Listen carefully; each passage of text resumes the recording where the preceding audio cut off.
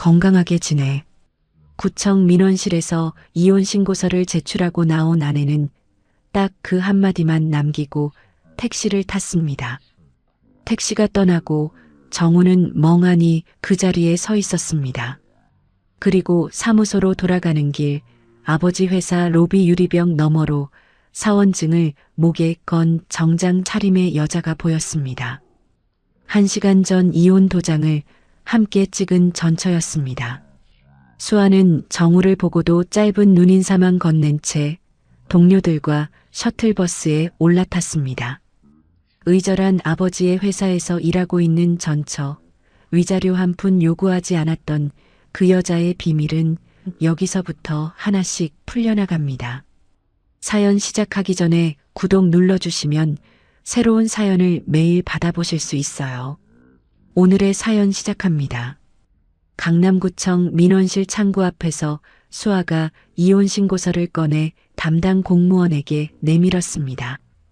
공무원이 서류를 한 장씩 넘기며 기재사항을 확인하는 동안 수아는 미동도 없이 창구 앞에 서 있었습니다.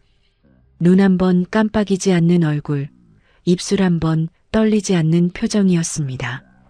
정우는 수아의 반걸음 뒤에 서서 그 옆모습을 바라보았습니다. 오래전에 모든 것을 정리한 사람만이 가질 수 있는 단단함이었습니다. 정우는 입을 열려다 다시 다물었습니다. 할 수 있는 말이 없었습니다. 수리 완료되었습니다. 공무원이 접수 확인증을 내밀자 수아가 두 손으로 받아 가방에 넣었습니다. 수아가 정우를 돌아보지 않고 민원실 출구를 향해 걸었습니다. 정우가 뒤따라 나왔습니다. 구청 현관을 나서자 오후의 햇살이 두 사람의 얼굴 위로 쏟아졌습니다. 수아가 도로변에 서서 택시를 향해 손을 들었습니다. 건강하게 지내. 수아가 정우를 잠깐 보며 그 한마디만 남겼습니다. 노란 택시 한 대가 멈춰 서자 수아가 뒷문을 열고 올라탔습니다. 택시가 출발하기 직전 정우는 뒷좌석 창 너머로 정면을 응시하는 수아의 옆모습을 보았습니다. 3년 전 결혼식장에서 같은 옆모습으로 웃던 수아의 얼굴이 겹쳐졌습니다. 그때 수아의 입꼬리는 올라가 있었고 지금 수아의 입꼬리는 일자로 굳어 있었습니다. 신호가 바뀌었고 택시가 차 흐름 속으로 빠져나갔습니다. 정우는 한참을 그 자리에 서 있다가 테헤란로 방향으로 걸음을 옮겼습니다. 정우의 설계사무소는 SJ바이오 본사 건물에서 2블록 떨어진 곳에 있었습니다. 출퇴근길에 SJ바이오 건물을 마주치는 건 매일의 일이었지만 정우는 아버지와 의절한 뒤 5년 동안 그 건물을 고개를 돌려 외면하며 지나쳤습니다. 그런데 오늘은 달랐습니다. 이혼 신고를 마치고 돌아오는 길 머릿속이 텅 빈 상태에서 정우의 시선이 SJ바이오 로비 유리벽 쪽으로 향했습니다. 목에 사원증을 건 정장 차림의 여자가 동료들과 함께 엘리베이터에서 내려 로비를 가로질러 걸어 나왔습니다. 수아였습니다. 정우의 발이 보도블록 위에 붙은 듯 멈췄습니다. 수아는 로비 밖으로 나오다 유리문 너머로 정우를 발견했습니다. 짧은 눈인사를 건넸습니다. 그것뿐이었습니다. 수아는 동료들과 함께 회사 셔틀버스에 올랐고 버스가 떠났습니다. 정우는 빈 로비 앞에 서서 움직이지 못했습니다. 1시간 전에 이혼 신고서를 함께 낸 전처가 자신이 의절한 아버지의 회사에서 일하고 있었습니다. 정우는 사무소로 가지 않고 근처 카페에 들어갔습니다. 자리에 앉자마자 휴대폰을 꺼내 SJ바이오 홈페이지를 검색했습니다. 신약개발팀 연구원 소개 페이지에 수아의 이름과 사진이 올라와 있었습니다. 입사일을 확인하니 약 3개월 전이었습니다. 정우가 화면을 내려놓고 천장을 올려다보았습니다. 별거 기간은 9개월이었습니다. 입사가 3개월 전이면 채용 준비 기간까지 역산하면 별거 초기부터 이미 이직을 준비하고 있었다는 뜻이었습니다. 정우는 별거 기간 동안 수아의 삶에 대해 아무것도 모르고 있었습니다. 아메리카노 한 잔이 식어가는 동안 정우의 머릿속에 결혼 초기의 장면들이 떠올랐습니다. 아버지와 의절하고 대학 동기 민혁과 함께 작은 설계사무소를 차렸던 날, 수아가 사무소 현판을 달면서 웃었습니다. 수아는 약학대 대학원을 마치고 작은 제약회사에 취직했고 두 사람은 서로의 꿈을 응원하는 평범한 부부였습니다. 금이 가기 시작한 건 어머니 윤 여사 때문이었습니다.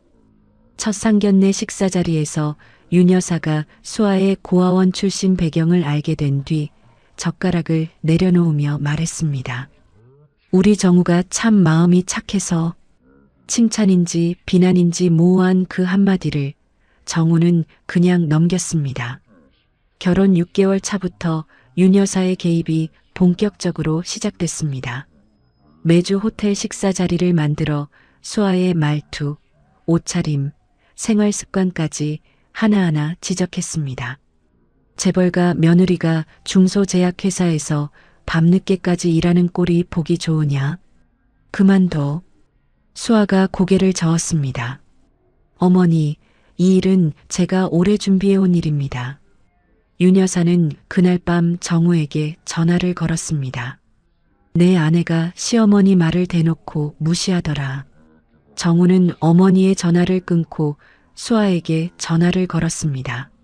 수아의 전화를 끊고 다시 어머니에게 전화를 걸었습니다. 어느 쪽에도 분명한 말을 하지 못했습니다. 정우는 스스로 중립이라고 생각했습니다. 수아에게 그 중립은 남편이 나를 지켜주지 않는다는 절망이었고 윤 여사에게는 내가 하는 일이 허락된 것이라는 확인이었습니다. 결혼 1년 반이 지났을 때 수아가 연구하던 신약 후보 물질이 학회에서 주목을 받기 시작했습니다. 윤 여사는 그 소식을 듣고 얼굴을 일그러뜨렸습니다. 며느리가 바깥에서 이름을 날리면 집안이 어떻게 되겠느냐. 수아는 그날 밤 부엌에서 설거지를 하다가 수세미를 든 채 한참 동안 움직이지 않았습니다. 결혼 2년 차 윤 여사가 정우에게 단둘이 만나자고 했습니다. 이 결혼은 처음부터 잘못됐다. 제대로 된 집안의 여자를 다시 만나라. 정우는 아무 대답도 하지 못했습니다. 같은 시기 수아가 연구하던 신약 프로젝트가 회사의 자금난으로 중단됐습니다. 결혼도 일도 동시에 무너져 내리고 있었습니다. 프로젝트가 중단된 직후 수아는 대학원 시절 지도교수였던 강도연 교수를 찾아갔습니다. 강 교수는 수아의 실력을 누구보다 잘 아는 사람이었습니다. 다른 곳을 알아봐라. 내 연구를 이어갈 수 있는 곳으로. 강 교수가 업계 소식 하나를 전했습니다. SJ바이오가 수아의 전공 분야에 대규모 투자를 준비하고 있다는 것이었습니다. 수아는 그것이 전 남편 아버지의 회사라는 걸 알았습니다. 가슴이 복잡해졌지만 연구자로서 그 기회를 외면할 수는 없었습니다. 결혼 3년 차 윤 여사에게서 전화가 왔습니다. 정우가 맞선을 볼 거다. 수아는 전화를 끊고 한참을 가만히 앉아 있었습니다. 정우에게 확인하지 않았습니다. 그날 저녁 수아가 현관에 캐리어를 끌고 나오며 말했습니다. 더 이상 내 옆에서 망가지고 싶지 않아.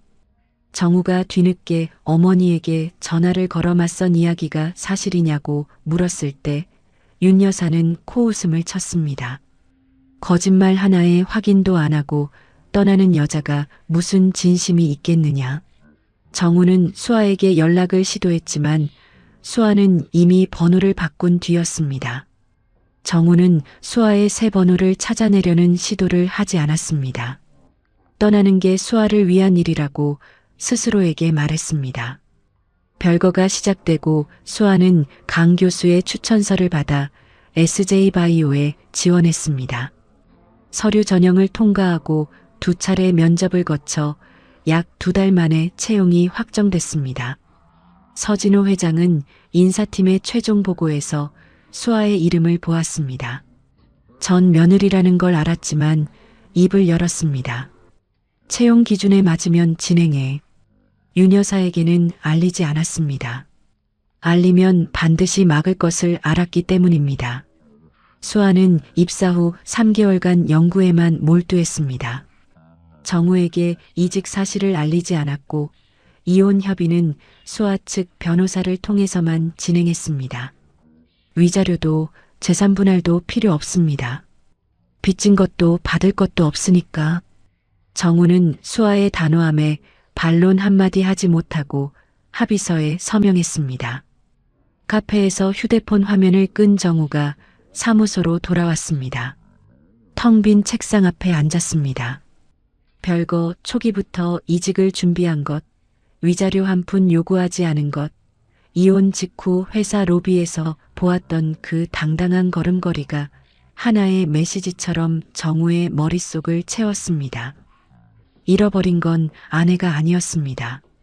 아내를 지킬 수 있었던 수많은 순간이었습니다.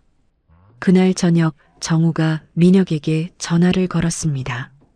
오늘 SJ바이오 앞에서 수아를 봤어. 뭐? 거기서? 민혁은 정우가 재벌가 아들이라는 사실을 아는 유일한 사람이었습니다. 잠시 침묵이 흐른 뒤 민혁이 말했습니다. 복잡하게 생각하지 마. 내 일에 집중해. 정우가 전화를 끊었습니다. 불을 끄고 침대에 누웠지만 잠이 오지 않았습니다. 눈을 감으면 수아의 사원증과 정장 차림이 어둠 속에서 선명하게 떠올랐습니다. 민혁이 잠시 수아와 정우의 이야기가 끝났습니다. 이혼 신고서를 내던 날 아버지 회사 로비에서 전철을 마주쳤던 그 순간부터 두 사람의 인생은 다시 엮이기 시작했습니다. 결혼 3년 동안 서로를 지키지 못했던 두 사람이 이혼이라는 가장 큰 실패를 겪고 나서야 비로소 상대방을 제대로 바라보게 되었습니다. 수아는 끝까지 자기 힘으로 일어섰고 정우는 뒤늦게나마 도망치지 않는 법을 배웠습니다. 화려한 재벌가의 이야기처럼 보이지만 결국 이 두 사람이 찾아낸 건 아주 평범한 것이었습니다. 같은 식탁에 앉아 밥을 먹고 서로의 하루를 묻고 옆에 있어주는 것. 처음 결혼했을 때는 몰랐던 그 단순한 것들이 한번 잃어본 뒤에야 얼마나 소중한지 알게 된 거죠.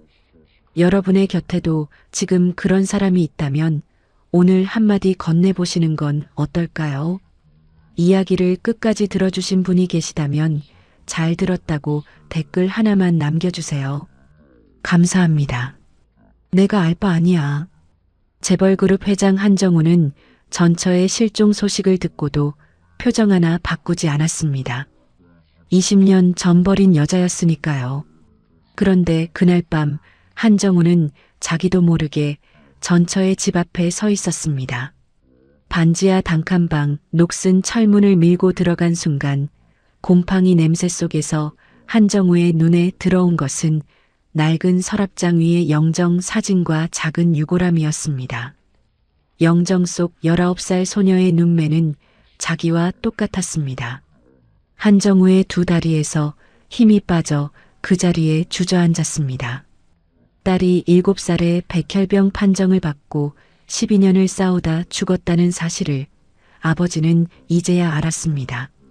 그리고 유골함 뒤에서 발견한 전처의 마지막 편지 한 줄이 한정우의 온몸을 얼어붙게 만듭니다. 사연 시작하기 전에 구독 눌러주시면 새로운 사연을 매일 받아보실 수 있어요. 오늘의 사연 시작합니다. 한성그룹 창립 30주년 기념행사를 이틀 앞둔 가을 아침이었습니다. 본사 40층 회장실 통유리 너머로 서울 도심이 한눈에 내려다 보였죠. 한정우는 넓은 책상 위에 펼쳐놓은 기념사 초안을 한 줄 한 줄 짚어가며 읽고 있었습니다. 비서실장 오태식이 노크 2번 뒤 조용히 문을 열고 들어왔습니다. 회장님, 은평경찰서 실종수사팀에서 연락이 왔습니다. 한정우는 초안에서 눈을 떼지 않았습니다. 서윤아라는 분의 실종 사건을 수사하는 중인데 실종자 거주지에서 회장님 성함이 적힌 편지가 나왔다고 합니다. 참고인 자격으로 확인 좀 해달라는 요청입니다. 한정우의 펜이 멈췄습니다. 서윤아. 20년 동안 입 밖에 꺼내지 않은 이름이었습니다. 한정우는 펜을 내려놓지도 않은 채 고개만 살짝 들었습니다. 내가 알 바 아니야. 오태식이 한 발짝 다가서며 목소리를 낮췄습니다. 편지 말고도 하나 더 있습니다. 실종자의 딸 사망신고서에 아버지로 적힌 이름이 회장님과 같다고 관계 확인을 요청하고 있습니다. 한정우의 턱이 미세하게 굳었습니다. 손가락 끝에 힘이 들어가 펜 뚜껑이 눌렸죠. 이혼 후 완전히 정리되었다고 믿었던 과거가 실밥처럼 풀려나오는 기분이었습니다. 경찰 쪽에 전해 일체 관여하지 않겠다고. 오태식이 고개를 숙이고 물러났습니다. 한정우가 서윤아라는 이름을 마지막으로 들은 건 20년 전 법원 조정실에서였습니다. 32살이던 한정우는 재벌가 딸 최수영과의 재혼을 코앞에 두고 있었죠. 한성건설을 한성그룹으로 키울 발판이 필요했고 신화그룹과의 지분 동맹이 그 열쇠였습니다. 조정실에서 서윤아는 양육비도 위자료도 입에 올리지 않았습니다. 딸은 내가 키우겠습니다. 29, 대학도 중퇴한 상태에서 5살배기 딸을 안고 선 서윤아가 할 수 있는 말은 그것뿐이었습니다. 한정우의 변호사가 양육권 다툼으로 가면 아이한테 더 해롭다는 말로 서윤아를 짓눌렀고 서윤아는 법률적으로 싸울 돈도 방법도 없었습니다. 한정우는 그 사실을 알고 있었습니다. 알면서도 모른 척했죠. 이혼 뒤 한정우는 딸 서영의 존재를 잊은 것이 아니었습니다. 의도적으로 밀어냈습니다. 재혼 초기 최수연의 친정 신화그룹과 지분 동맹을 안정시키는 과정에서 전 결혼의 흔적은 철저히 지워야 했습니다. 세무팀이나 법률팀이 가족관계를 점검할 때마다 한정우는 같은 말을 되풀이했습니다. 전원관계권은 언급하지 마. 시간이 흐르자 딸에 대한 생각 자체를 불필요한 것으로 치워버렸습니다. 20년간 양육비 한 푼 보내지 않았습니다. 이틀 뒤 창립 30주년 기념행사가 성대하게 열렸습니다. 재계 인사 500여 명이 대연회장을 가득 채운 자리에서 한정우가 단상에 올랐습니다. 30년간 한 번도 뒤를 돌아보지 않았기에 여기까지 올 수 있었습니다. 그 문장이 입을 떠나는 순간 서윤아의 실종 소식이 머릿속을 스쳤습니다. 목소리가 아주 미세하게 흔들렸죠. 객석의 누구도 알아채지 못했지만 한정우 자신은 알았습니다. 리셉션이 끝난 밤이었습니다. 귀가하는 차 안에서 한정우는 휴대폰을 꺼내 오태식에게 전화를 걸었습니다. 서윤아 마지막 주소가 어디였나? 오태식이 잠시 뜸을 들이다가 주소를 읽었습니다. 은평구 외곽 응암동 삼거리 지나서 골목 안쪽 반지하입니다. 한정우는 전화를 끊고 운전기사에게 말했습니다. 방향 바꿔? 은평구 응암동.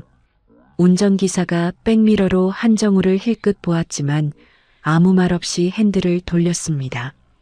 한정우 자신도 왜 이런 행동을 하는지 설명할 수가 없었습니다.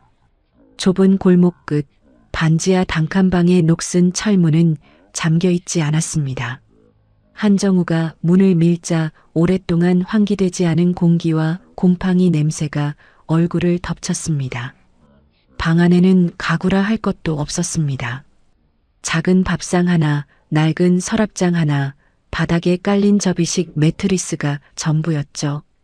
재벌그룹 회장인 한정우가 한 번도 상상해 본 적 없는 궁핍의 흔적이 고스란히 남아 있었습니다. 한정우의 눈에 가장 먼저 들어온 것은 서랍장 위였습니다. 낡은 영정사진 하나와 그 앞에 가지런히 놓인 작은 유골함. 영정 속 소녀는 19쯤 되어 보였습니다. 한정우는 사진 속 소녀의 얼굴에서 자기 눈매를 발견했습니다. 그리고 서윤아의 미소를 발견했습니다. 두 다리에서 힘이 빠져 그 자리에 주저앉았습니다. 유골함 옆에 사망신고서가 놓여 있었습니다. 한서영, 사망일 2019년 3월 14일, 사인은 급성 골수성 백혈병 합병증. 서랍장 뒤편 벽 한 면에는 수년간의 병원 기록과 약봉투, 수십 장의 검사 결과지가 빼곡하게 붙어 있었습니다. 딸이 7살에 백혈병 판정을 받고 12년을 싸웠다는 사실을 한정우는 그 자리에서 한꺼번에 마주했습니다. 한정우는 딸이 아프다는 사실을 이혼 뒤 단 한 번도 전달받지 못했습니다. 서윤아가 연락하지 않은 탓도 있었지만 한정우 자신이 비서실에 내린 지시가 있었습니다. 전원 관계권은 일체 접수하지 마. 설령 서윤아가 연락을 시도했더라도 비서실 단계에서 막혔을 겁니다. 그 지시가 자기 입에서 나왔다는 사실을 한정우는 이 순간 처음으로 똑바로 마주 보았습니다. 바닥에 주저앉은 채 벽면의 진료 기록 날짜를 하나씩 더듬었습니다. 병이 나았다가 다시 찾아오기를 4번이나 반복했다는 기록이 보였습니다. 그 12년 동안 자기는 한성그룹을 재계 20위에서 10위로 끌어올리며 성공만 쫓고 있었습니다. 한정우는 주먹으로 바닥을 내리쳤습니다. 방을 나서려다 서랍장 맨 아래 칸이 살짝 열려 있는 것이 눈에 들어왔습니다. 안에는 빛바랜 일기장 한 권이 있었습니다. 첫 페이지를 펼쳤습니다. 오늘 서영이가 처음으로 아빠가 보고 싶다고 했다. 뭐라고 대답해야 할지 몰랐다. 또박또박한 글씨였습니다. 한정우의 손이 떨렸습니다. 일기장을 넘길수록 서윤아의 삶이 처절하게 펼쳐졌습니다. 새벽 4시에 수산시장으로 나가 낮에는 식당에서 서빙을 하고 밤에는 딸 곁을 지켰습니다. 한정우를 원망하는 글은 단 한 줄도 없었습니다. 오직 딸이 낫기를 바라는 기도만 되풀이되고 있었죠. 서영이 12살이던 해의 기록에서 한정우의 눈이 멈췄습니다. 서윤아가 딸의 치료비를 마련하려고 신장 매매까지 알아봤다는 내용이었습니다. 병원 복지사가 말려서 포기했다고 적혀 있었고 같은 페이지 아래쪽에 흐릿한 글씨가 있었습니다. 내 몸이 다 팔려도 서영이만 낫는다면. 영정사진 옆에 액자가 하나 더 있었습니다. 서영이 어머니에게 쓴 편지를 끼워 넣은 것이었습니다. 엄마 미안해. 엄마가 나 때문에 너무 고생했어. 다음에 태어나면 아프지 않은 딸로 태어날게. 편지 맨 아래에 작은 글씨로 한 줄이 더 있었습니다. 아빠도 미워하지 마. 아빠도 분명 외로울 거야. 한정우는 방안을 다시 살폈습니다. 서랍장이 유골함 뒤편에 봉투 하나가 놓여 있었습니다. 한정우 씨에게라고 적혀 있었죠. 경찰이 사본을 확보한 뒤 원본을 제자리에 둔 것으로 보였습니다. 봉투 안에는 짧은 편지 한 장이 들어 있었습니다. 당신을 용서합니다. 이제 나도 서영이에게 갈 수 있을 것 같습니다. 한정우의 온몸이 얼어붙었습니다. 휴대폰을 꺼내 오태식에게 전화를 걸었습니다. 서윤아를 찾아라. 무슨 수를 써서든 찾아내. 경찰이든 사설탐정이든 다 동원해. 전화를 끊고 곧바로 은평경찰서 실종수사팀에 직접 연락했습니다. 참고인 조사에 응하겠다. 수색 범위를 넓혀달라고 요청했습니다. 경찰서에서 조사를 받는 자리에서 한정우는 담당 수사관의 입을 통해 한 가지 사실을 알게 되었습니다. 실종 신고를 접수한 사람은 전통시장 반찬가게 사장 박순덕이었습니다. 서윤아와 2달간 연락이 끊기자 박순덕이 직접 반지하방을 찾아갔고 이미 집은 비어 있었습니다. 수사관이 신고 당시 박순덕의 진술을 읽었습니다. 이 사람한테는 가족이 아무도 없습니다. 제가 신고 안 하면 아무도 이 사람을 찾지 않습니다. 한정우는 경찰서를 나섰습니다. 가을바람이 얼굴을 스쳤지만 아무것도 느끼지 못했습니다. 자기가 버린 것이 단순한 가족이 아니었다는 사실을 비로소 똑바로 마주보고 있었습니다. 한 사람의 인생 전부였습니다. 그 인생이 자기가 눈을 돌린 20년 동안 처절한 고통의 연속이었다는 사실을 한정우는 경찰서 계단 위에 선 채 삼켰습니다. 경찰서를 나온 다음 날 아침 한정우는 오태식에게 서윤아의 실종 전 행적을 샅샅이 조사하라고 지시했습니다. 그리고 직접 은평구 전통시장으로 향했습니다. 시장 입구에 고급 승용차가 멈추자 지나가던 상인 몇몇이 고개를 돌렸습니다. 양복 차림의 한정우가 차에서 내려 좁은 골목길을 걸어 들어갔습니다. 반찬가게 앞에 서서 안을 들여다보자 앞치마를 두른 박순덕이 반찬통 뚜껑을 닫다 말고 고개를 들었습니다. 박순덕의 눈이 좁아졌습니다. 한정우를 위아래로 훑어보더니 반찬통을 탁 내려놓고 가게 밖으로 나왔습니다.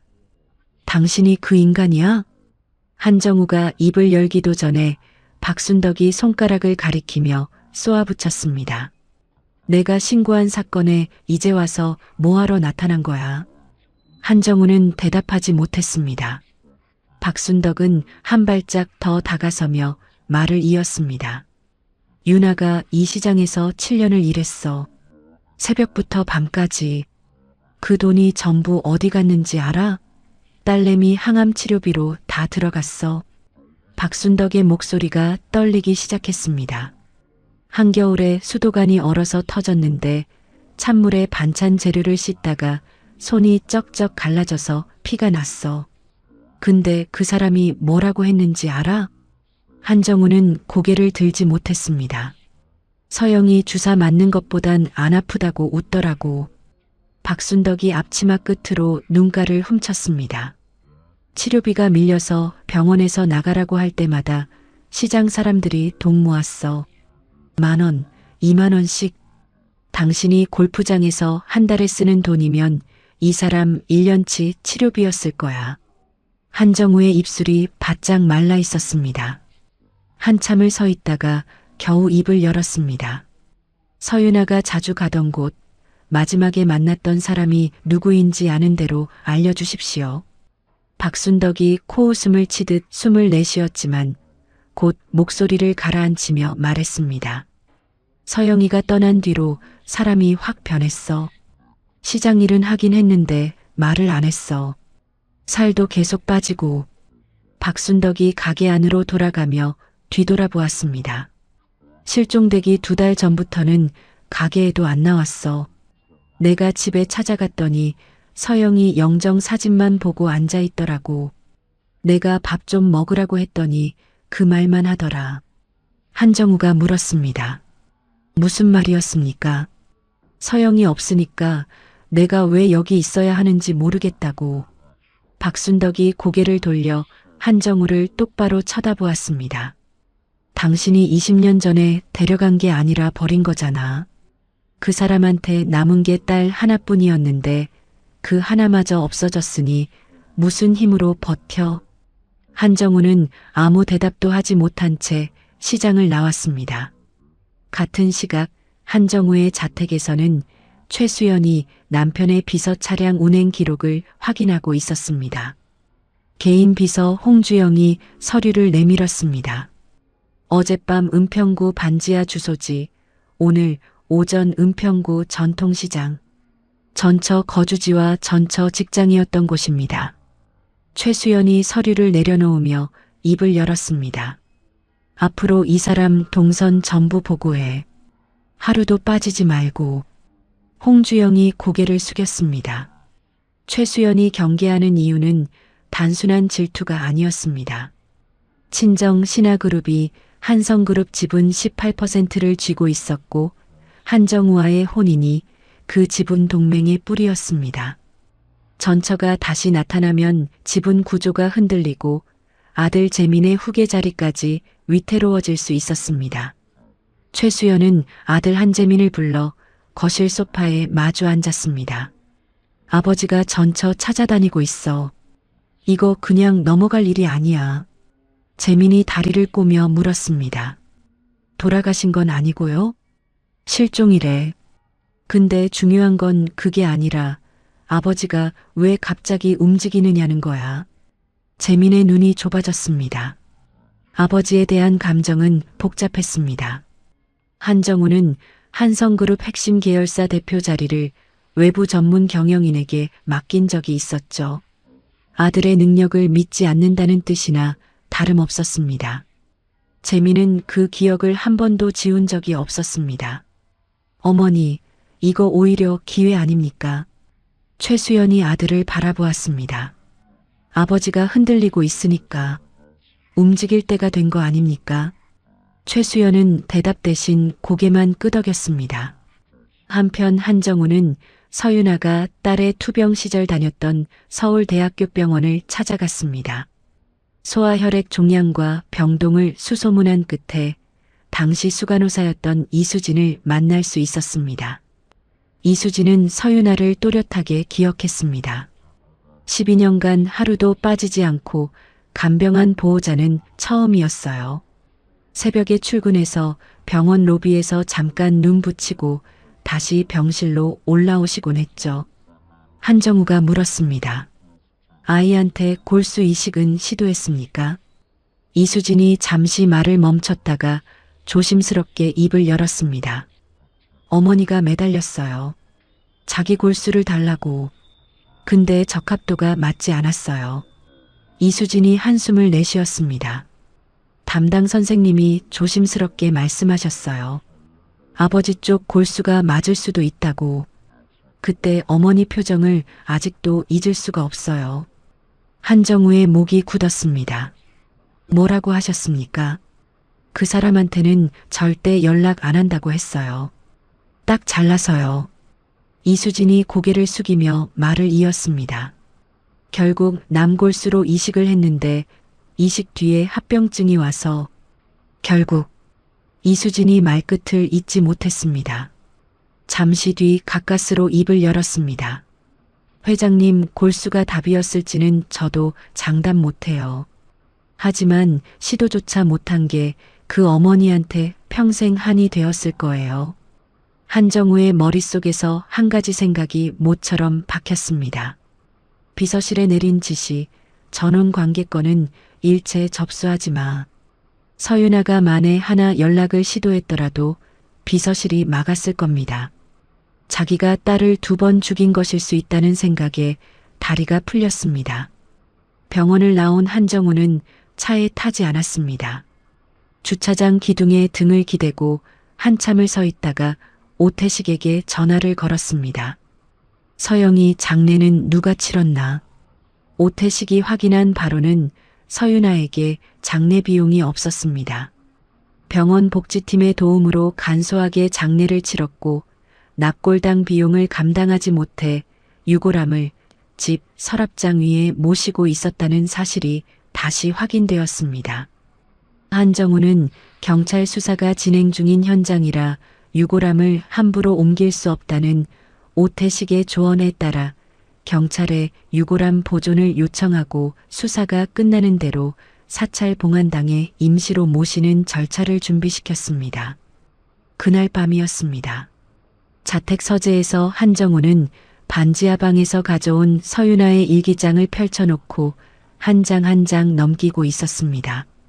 서재 문이 열렸습니다. 최수연이 들어와 일기장을 내려다보았습니다. 20년 전에 끝난 일에 왜 이래? 한정우가 대답하지 않자 최수연이 일기장에 손을 뻗었습니다.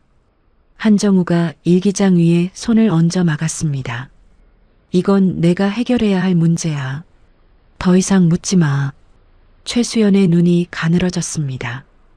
20년 결혼 생활에서 한정우가 이런 식으로 선을 그은 적은 한 번도 없었습니다. 최수연은 아무 말 없이 서재를 나갔습니다. 최수연이 나간 뒤 오태식이 전화를 걸어왔습니다. 수사 협조 과정에서 확인된 내용입니다. 서윤아 씨는 실종 2달 전부터 시장 일도 그만두고 집에서 아무도 만나지 않았습니다. 실종 당일 자택 근처 버스 정류장에서 마지막으로 찍힌 뒤 서울역까지 버스를 탔습니다. 한정우가 물었습니다. 서울역에서 어디로 갔나? 교통카드 기록으로 강릉행 기차를 탄 게 확인됩니다. 강릉역에서 내린 뒤로는 아직 행적이 안 잡히고 있어서 수사 범위를 강원도 동해안 쪽으로 넓혀야 합니다. 한정우는 서윤아의 미발송 편지 내용을 떠올렸습니다.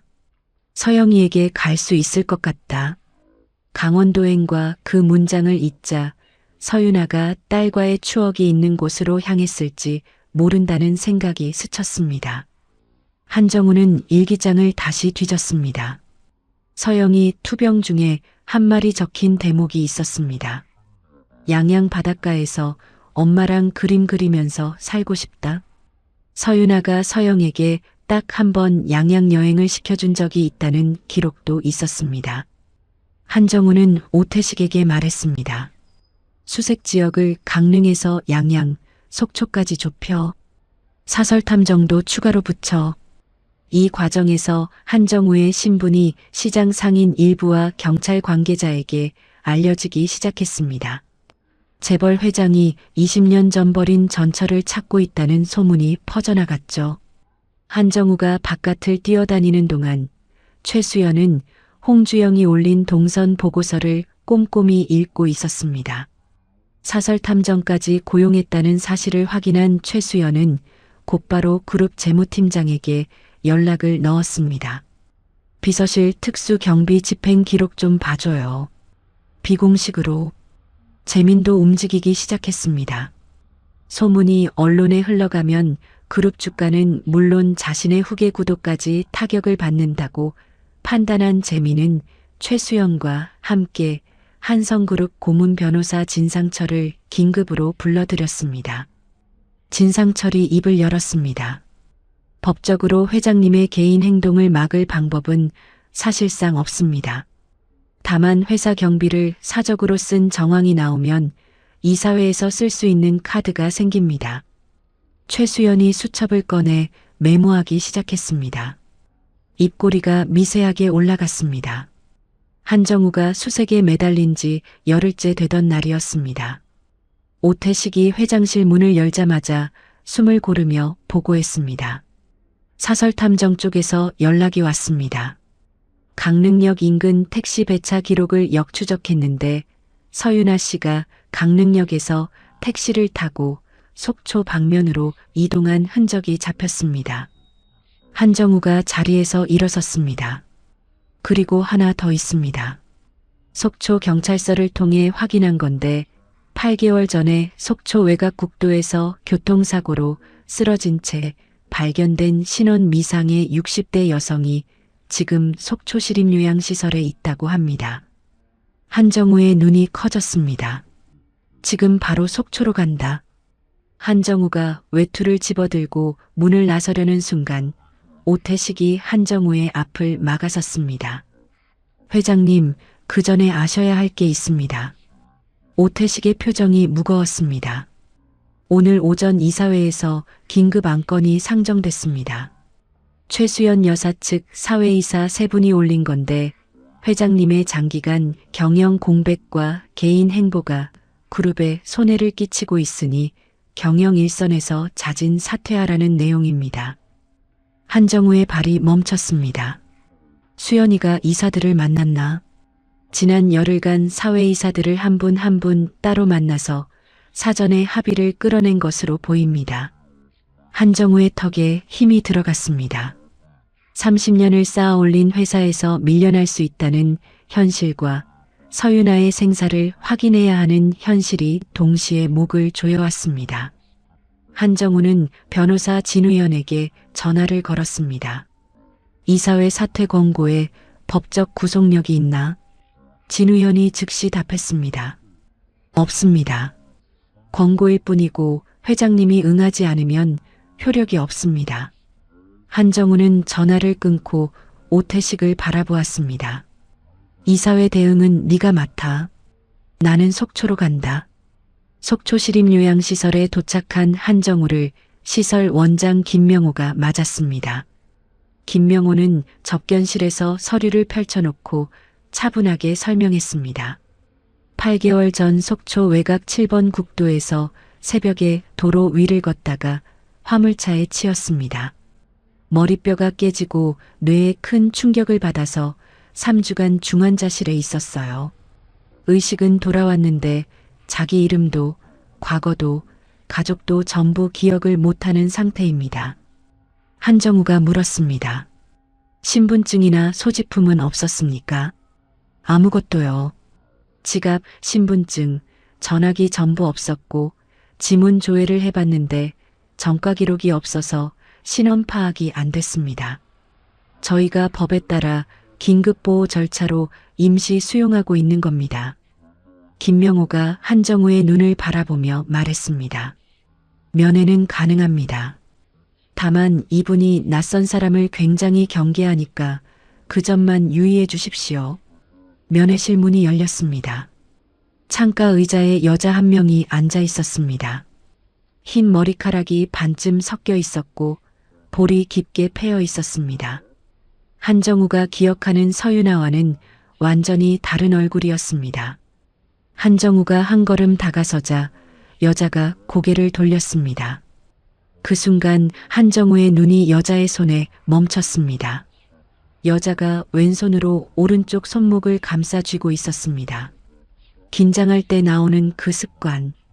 결혼 시절 한정우가 매일 보던 바로 그 동작이었습니다. 서윤아였습니다. 한정우는 20년이라는 시간이 한 사람의 얼굴과 몸에 어떤 흔적을 남기는지를 두 눈으로 보았습니다. 자기가 외면한 세월의 무게가 앞에 앉아 있었습니다. 윤아 씨, 서윤아가 움찔하며 몸을 뒤로 당겼습니다. 눈에 공포가 스쳤습니다. 알아보지 못하는 눈이었습니다. 한정우는 자기소개도 하지 못한 채 면회실을 나왔습니다. 복도 의자에 앉아 두 손으로 얼굴을 감쌌습니다. 한참 동안 움직이지 못했습니다. 한정우는 시설 측에 가족관계 증명서 제출과 유전자 대조 검사를 제안했습니다. 속초 경찰서와 은평 경찰서를 연결해서 서윤아의 실종 사건과 이곳 무연고 여성건을 하나로 합치는 절차도 밟기 시작했습니다. 김명호가 단호하게 말했습니다. 8개월간 이분을 돌본 건 저희 시설입니다. 법적 보호자가 확인되지 않는 한 함부로 다른 곳에 보내거나 넘겨드릴 수는 없습니다. 한정우는 이혼한 전 남편이라는 자신의 위치가 보호자로서 아무런 힘이 없다는 현실에 부딪혔습니다. 서윤아를 서울의 전문 병원으로 옮기려면 법적으로 후견인 자격을 얻어야 했습니다. 한편 서울에서는 재민이 움직이고 있었습니다. 최수연의 지시를 받은 재민이 그룹 재무팀장을 만나 한정우 명예법인카드 사용 내역과 비서실 특수 경비 기록을 확보했습니다.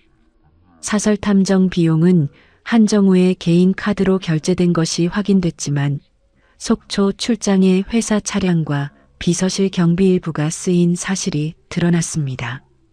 재민이 자료를 최수연과 고문 변호사 진상철에게 넘겼습니다. 진상철이 서류를 넘기며 말했습니다. 지금은 금액이 작아서 법적으로 공격하기엔 부족합니다. 다만 앞으로 지출이 늘어날 겁니다. 증거를 계속 모으십시오. 진상철은 한정우에게 불리한 시나리오를 단계별로 작성하기 시작했습니다. 속초에 머무르며 매일 요양시설을 찾는 한정우에게 시설 담당 간병인 유정미가 다가왔습니다. 저분이요, 기억은 없는데 밤마다 꿈에서 같은 이름을 부르세요. 한정우가 유정미를 바라보았습니다. 서영아, 서영아 하면서 우세요. 매일 밤이요. 한정우의 손이 떨렸습니다.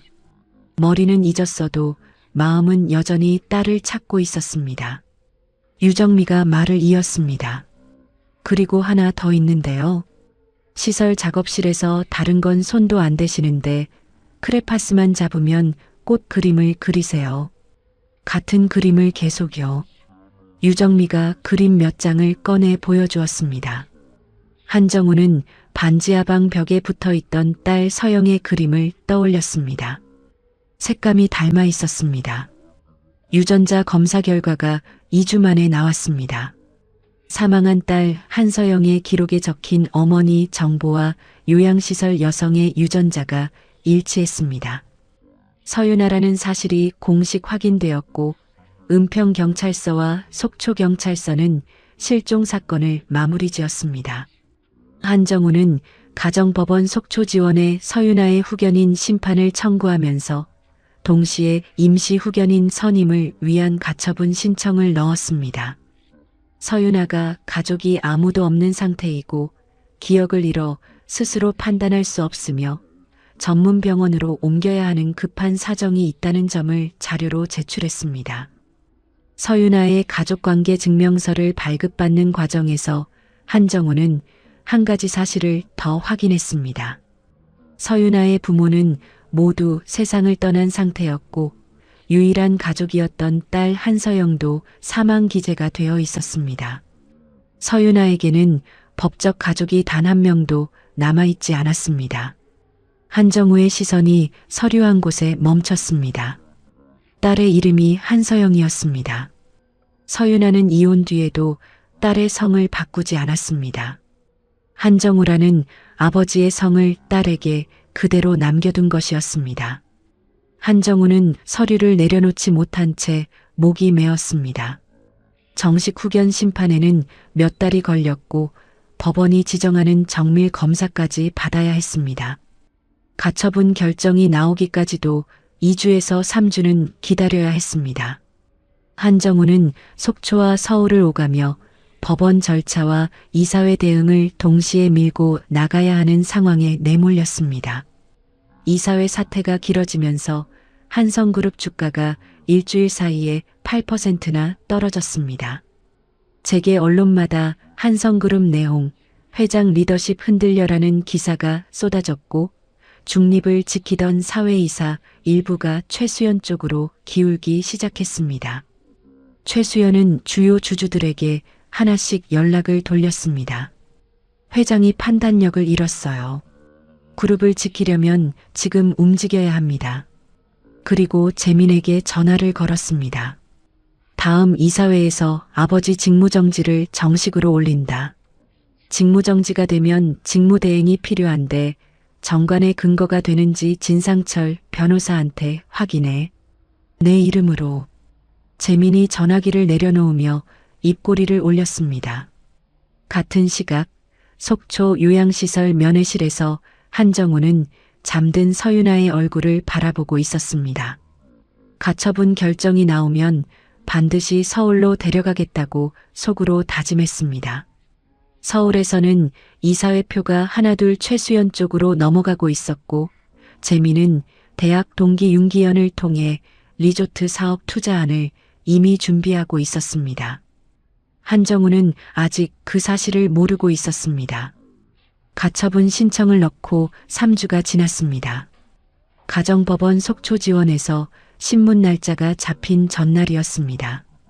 한정우는 법원 근처 숙소에서 서류를 정리하다가 일찍 법원에 도착했습니다.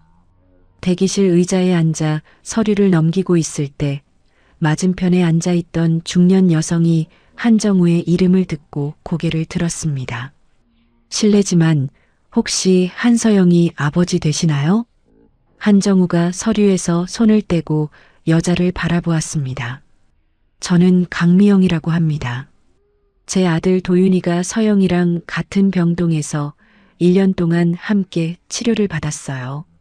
강미영이 자리에서 일어나 한정우 맞은편에 앉으며 말을 이었습니다. 저하고 서영이 어머니가 같은 보호자 대기실에서 거의 매일 만났어요. 서로 아이들 번갈아 봐주기도 하고요. 도윤이는 이식이 잘 돼서 지금 대학에서 미술을 전공하고 있는데 서영이 소식 듣고 한동안 그림을 못 그렸어요. 한정우가 물었습니다. 서영이를 기억하십니까? 강미영이 가방에서 낡은 지갑을 꺼냈습니다. 지갑 안쪽에 그림이 없어 5장이 끼워져 있었습니다. 서영이가 같은 병동 아이들한테 직접 그려서 선물했어요. 도윤이한테 보내온 엽서를 제가 항상 갖고 다녀요. 강미영이 엽서를 한 장씩 펼쳐 보여주었습니다.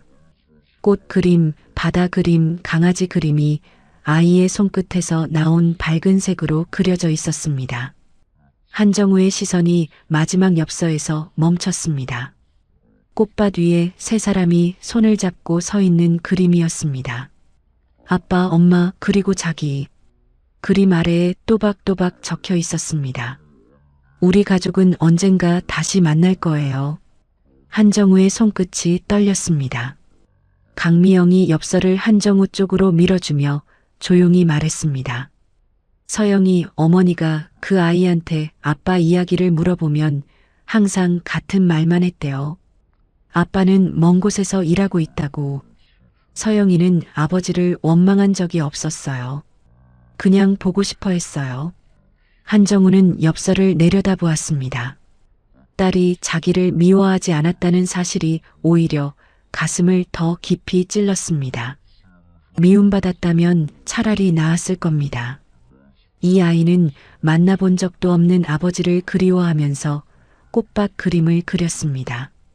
한정우는 엽서를 2손으로 받쳐들고 한참을 내려다보았습니다. 이 아이가 남긴 따뜻함을 헛되이 해서는 안 된다는 생각이 처음으로 또렷하게 섰습니다. 다음 날 신문 기일이었습니다. 법정에 선 한정우는 판사 앞에서 입을 열었습니다. 20년 전에 사업을 키우겠다는 욕심으로 아내와 어린 딸을 버렸습니다. 방청석이 조용해졌습니다.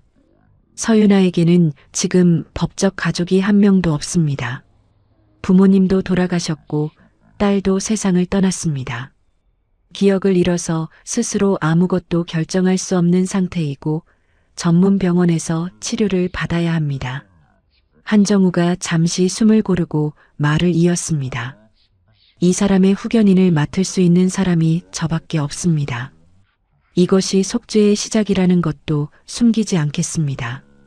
법원은 서윤아의 상태를 종합적으로 살폈습니다. 가족이 아무도 없다는 점, 기억을 잃어 스스로 판단할 수 없다는 점, 전문 병원으로 옮겨야 하는 급한 사정이 있다는 점, 그리고 한정우 외에 후견인이 될 사람이 없다는 현실까지 고려하여 임시 처분으로 한정우를 서윤아의 임시 후견인으로 정했습니다. 다만 정식 심판이 끝날 때까지 한시적 자격이며 6개월마다 보고서를 내고 재산에 관한 일은 법원 허가를 받아야 한다는 조건이 붙었습니다. 한정우는 고개를 숙여 수락했습니다. 법원 결정문을 들고 속초시립 요양시설을 찾아갔습니다. 김명우가 결정문을 확인한 뒤 고개를 끄덕였습니다. 서울 쪽 전문 병원으로 옮기시겠다는 거죠. 분당에 있는 재활병원으로 모시겠습니다. 김명우가 간병인 유정미를 불렀습니다. 유정미 씨, 서울까지 동행해서 인수인계를 좀 도와줄 수 있겠나? 유정미가 서윤아의 병실 쪽을 한번 바라보고 고개를 끄덕였습니다. 가겠습니다. 서울 분당 재활병원으로 옮겨진 서윤아를 맡은 신경과 전문의 정혜원은 검사 결과를 설명했습니다. 뇌 손상이 기억을 담당하는 부분에 집중되어 있는데 다행히 완전히 망가진 범위가 크지 않습니다. 기억이 돌아올 가능성은 있어요. 한정우가 물었습니다. 얼마나 걸립니까? 몇 달이 될 수도 있고 몇 년이 걸릴 수도 있습니다. 중요한 건 과거를 떠올리게 하는 것들, 익숙한 냄새나 소리, 사진 같은 것을 꾸준히 보여주는 거예요. 그리고 마음이 편안해야 합니다. 불안하면 기억은 더 다칩니다. 한정우는 병원과 의논해서 서윤아의 병실을 햇빛이 잘 드는 남양 1인실로 잡았습니다. 속초에서 따라온 유정미를 전담 간병인으로 고용했습니다. 서윤아에게 유일하게 익숙한 사람이 유정미뿐이었기 때문입니다. 한정우도 매일 오전 면회 시간에 맞춰 병실을 찾았습니다. 말을 걸지 않았습니다. 서윤아 곁에 조용히 앉아 책을 읽거나 창밖을 바라보았습니다.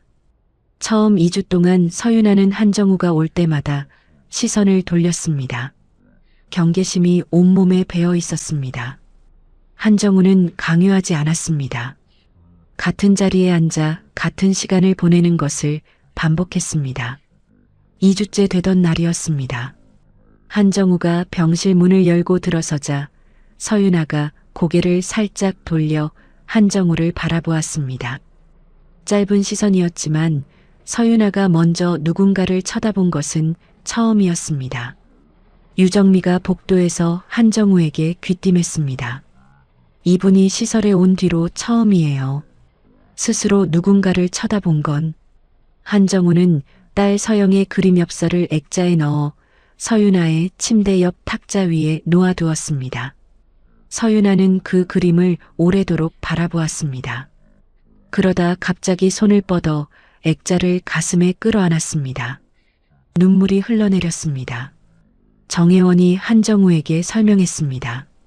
감정에 관련된 기억이 먼저 돌아오는 겁니다. 머리로는 모르지만 마음이 기억하는 거예요.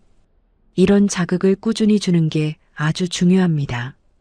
한정우의 부탁으로 강미영이 아들 도윤과 함께 병원을 찾았습니다. 도윤은 서영과 함께 찍은 병동 시절 사진 앨범을 가져왔습니다. 서윤아는 사진 속 딸의 얼굴을 손끝으로 더듬었습니다. 입술이 움직이며 알 수 없는 소리를 내었습니다. 정혜원이 한정우에게 고개를 끄덕여 보였습니다. 기억의 문이 열리기 시작하는 겁니다. 한정우는 서영의 일기장에 기록된 장소들을 하나씩 찾아다니기 시작했습니다. 서영이 처음 걸음마를 뗀 은평구 공원, 서윤아가 딸을 데리고 자주 갔던 북한산 입구의 분식집, 병원 근처 벚꽃길, 사진을 찍어와서 서윤아에게 보여주었습니다. 어떤 사진에는 미세하게 반응했고 어떤 사진에는 아무 반응이 없었습니다. 한정우는 포기하지 않고 매일 새로운 사진을 가져왔습니다. 한편 서울에서는 최수연이 주요 주주들과 비공식 모임을 잡아 임시 이사회 소집을 밀어붙이고 있었습니다. 재미는 아버지가 빠진 틈을 타서 리조트 사업 투자안을 이사회에 올릴 준비를 하고 있었죠. 재민이 접촉한 리조트 시행사 대표 윤기현은 재민의 대학 동기였습니다. 자본금 5천만 원짜리 작은 회사를 운영하는 인물이었지만 재민은 윤기현의 사업 실력만 믿고 다른 속셈은 눈치채지 못했습니다. 한정우는 그룹 경영과 서윤아 간병 사이에서 몸이 두 동강 나는 기분이었습니다. 30년간 함께한 오태식에게 처음으로 속내를 꺼냈습니다. 태식아, 내가 인생에서 잘한 게 하나도 없다. 오태식이 잠시 침묵하다가 입을 열었습니다. 서윤아 씨 병원 일정이랑 법원 서류는 제가 맡겠습니다. 회장님은 이사회 쪽에 집중하십시오. 한정우가 오태식을 바라보았습니다. 오태식이 고개를 숙이며 덧붙였습니다. 지금 하고 계신 일이 잘하는 겁니다. 재활치료 한 달째 되던 날이었습니다. 작업치료 시간에 서윤아가 크레파스를 잡고 무의식적으로 꽃밭을 그리기 시작했습니다. 구도와 색감이 딸 서영의 그림 엽서와 놀라울 정도로 닮아 있어서 담당 치료사가 한정우를 급히 불렀습니다. 한정우는 서윤아의 그림을 바라보며 딸의 그림 솜씨가 어머니에게서 온 것이었음을 깨달았습니다. 정혜원이 한정우 옆에 서서 말했습니다. 서윤아 씨 무의식 깊은 곳에서 딸과의 연결이 살아있다는 증거입니다. 면회 6주째 되던 날이었습니다. 한정우가 가져온 북한산 벚꽃길 사진을 서윤아가 들여다보고 있었습니다. 한참을 바라보던 서윤아의 입이 움직였습니다. 벚꽃? 서영이가 좋아했어. 한정우의 숨이 멈췄습니다. 서윤아가 기억을 바탕으로 또렷한 문장을 말한 것은 이때가 처음이었습니다.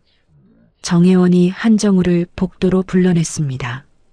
기억을 자극하는 치료가 효과를 보기 시작했습니다. 앞으로 속도가 빨라질 수 있어요. 하지만 좋은 기억만 돌아오는 건 아닙니다. 고통스러운 기억도 함께 올 겁니다.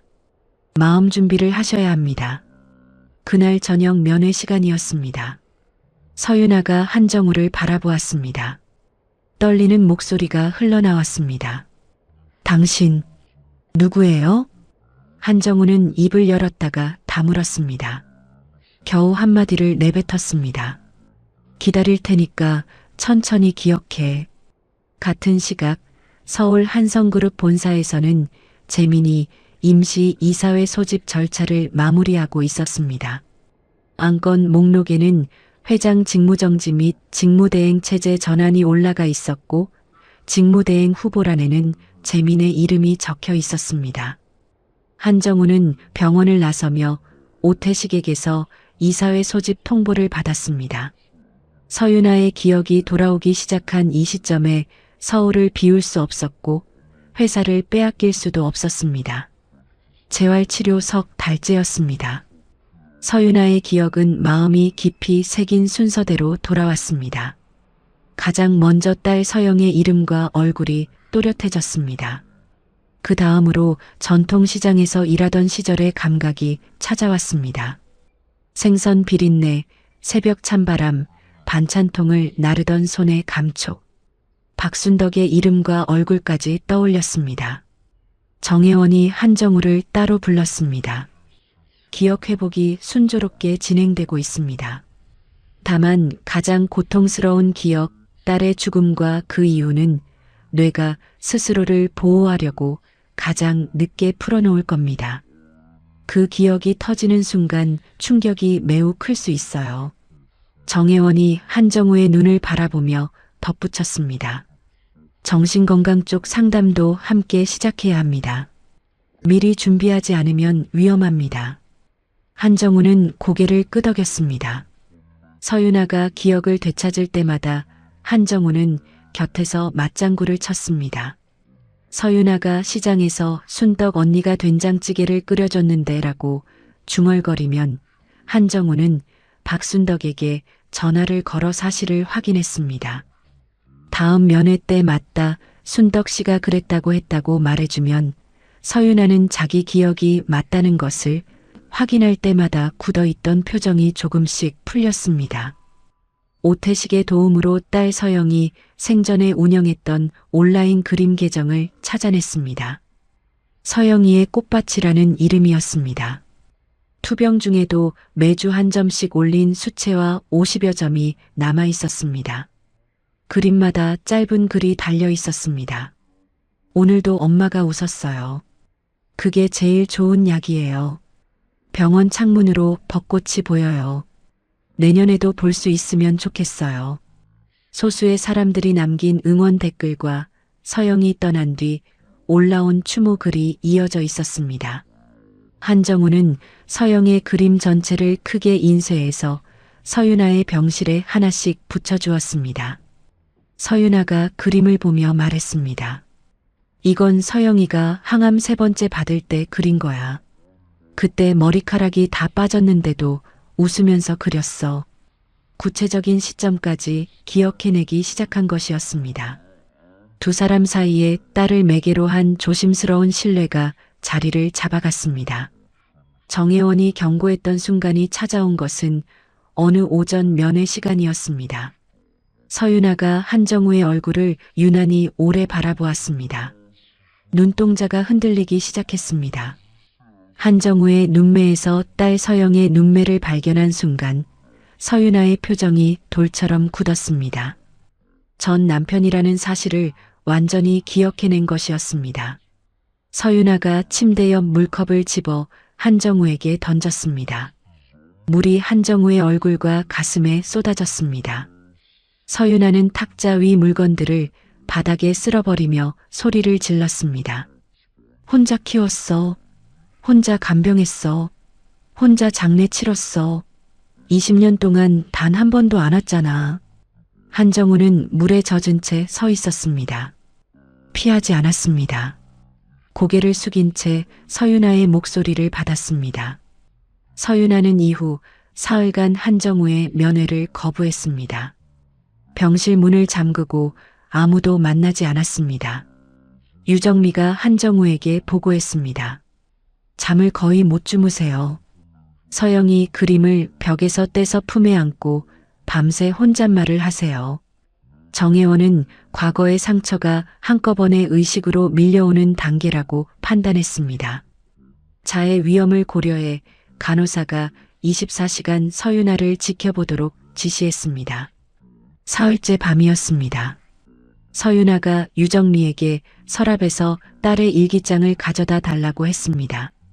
일기장 마지막 페이지에 서영의 편지가 끼워져 있었습니다. 아빠를 미워하지 마세요. 엄마가 아빠를 미워하면 엄마 마음이 아플 거예요. 나흘째 아침 유정미가 한정우에게 전화를 걸었습니다. 면회 와도 된다고 하셨어요. 면회실에서 마주 앉은 서윤아의 눈이 부어 있었습니다. 서윤아가 먼저 입을 열었습니다. 용서는 못해. 근데 서영이 이야기는 듣겠어. 한정우는 그동안 모아온 것들을 하나씩 꺼냈습니다. 딸의 그림 엽서, 온라인 계정에 남긴 글, 강미영과 도윤이 전한 말, 수간호사 이수진의 이야기. 서윤아는 자기가 쓰러진 뒤에도 딸의 흔적이 세상에 남아있다는 사실에 눈물을 흘렸습니다. 한정우가 조심스럽게 말을 꺼냈습니다. 서영이 이름으로 재단을 만들고 싶다. 같은 병을 앓는 아이들을 돕는 재단. 서윤아는 오랫동안 아무 말이 없었습니다. 창밖을 바라보다가 고개를 돌려 한정우를 보았습니다. 서영이가 원했을 거야. 한정우는 재단 설립 자금으로 자기 개인명의 주식 일부를 파는 절차를 밟았습니다. 매각 전에 공인회계사를 통해 자산 확인 보고서를 만들었습니다. 이 돈이 회사 돈이 아니라 자기 돈이라는 것을 분명하게 기록으로 남겼습니다. 매각 대금 300억 원이 개인 통장에 들어온 뒤 재단 설립 출연금으로 옮기는 과정까지 빠짐없이 기록했습니다. 서영의 꽃밭 재단이 공식으로 설립되었습니다. 재단 이사장의 서윤아, 이사의 강미영과 간호사 이수진이 이름을 올렸습니다. 첫 번째 사업으로 소아암 아이들의 치료비를 돕는 일과 병을 이겨낸 아이들에게 예술 장학금을 주는 일이 발표되었습니다. 재단 설립 행사에서 첫 장학금 수여식이 열렸습니다. 휠체어에 앉은 서윤아가 소아암을 이겨낸 12살 여자아이에게 직접 장학증서를 건넸습니다. 아이가 서윤아에게 직접 그린 꽃 그림을 내밀었습니다. 서영이 언니 그림을 보고 저도 그림을 그리기 시작했어요. 행사장에 기립박수가 쏟아졌습니다. 박순덕도 시장 상인 대표 자격으로 참석했습니다. 서윤아를 끌어안으며 울먹였습니다. 서윤아가 박순덕의 등을 토닥이며 말했습니다. 언니, 내가 살아있어서 다행이야. 행사가 끝나고 병원으로 돌아가는 차 안에서 서윤아가 창밖을 보며 말했습니다. 서영이가 이 모습을 봤으면 좋았을 텐데. 한정우가 운전대를 잡은 채 답했습니다. 보고 있을 거야. 두 사람은 말없이 같은 방향을 바라보았습니다. 재단 설립 발표 직후부터 최수연의 움직임이 빨라졌습니다.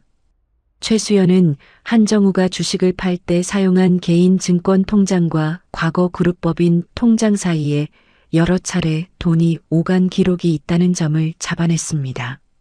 최수연이 고문 변호사 진상철에게 지시했습니다. 개인 돈이랑 회사 돈이 섞여 있다는 논리를 만들어 그걸로 고발장을 써. 진상철은 한정우의 개인 통장과 법인 통장 사이 과거 거래 기록에서 월급이나 배당금을 받은 정당한 맥락을 일부러 빼고 금액만 늘어놓았습니다. 돈이 뒤섞여 있다는 인상을 최대한 키운 자료를 만들어냈습니다. 최수연이 자료를 확인하며 고개를 끄덕였습니다. 고발장 접수해. 빨리. 그리고 재민이한테 이사회 소집 서두르라고 해. 고발로 묶어놓고 이사회에서 끝내는 거야. 재단 행사의 여운이 채 가시지 않은 2주 뒤였습니다. 자택 서재로 돌아온 한정우에게 오태식이 전화를 걸었습니다. 회장님, 최수연 여사가 서울중앙지검에 회장님을 고발했습니다. 회사 돈을 빼돌렸다는 혐의입니다. 동시에 재민 씨가 다음 주 임시 이사회를 소집해서 직무정지안을 올릴 예정입니다. 한정우는 잠시 눈을 감았다가 떴습니다. 재민이 리조트 사업 자료 전부 준비해라. 검찰 고발장이 접수되고 2주가 지났습니다. 서울중앙지검 수사관 2명이 한성그룹 본사 회장실에 출석 요구서를 들고 나타났습니다. 한정우는 변호사 진우연을 배석시킨 자리에서 출석 일정을 일주일 뒤로 잡았습니다. 그리고 오태식에게 전화를 걸었습니다. 3일 뒤 임시 이사회에 내가 직접 나간다. 임시 이사회 당일이었습니다. 대회의실에 이사 11명이 자리를 잡았습니다. 최수연 측이 상정한 안건은 단순한 해임이 아니었습니다. 경영 판단 능력 부재에 따른 직무정지 및 직무대행 체제 전환. 직무대행 후보에는 재민의 이름이 올라가 있었습니다. 한정우가 자리에서 일어나 발언권을 요청했습니다.